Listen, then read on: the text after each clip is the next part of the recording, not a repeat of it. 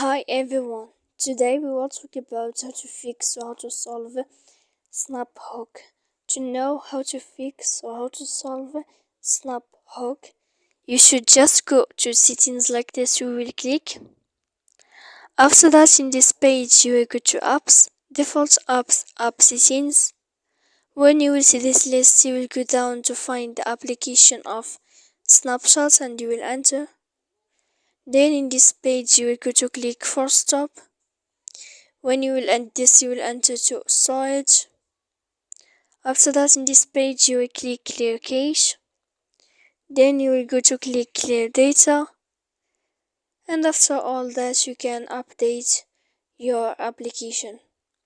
So please don't forget to support us by like and subscribe.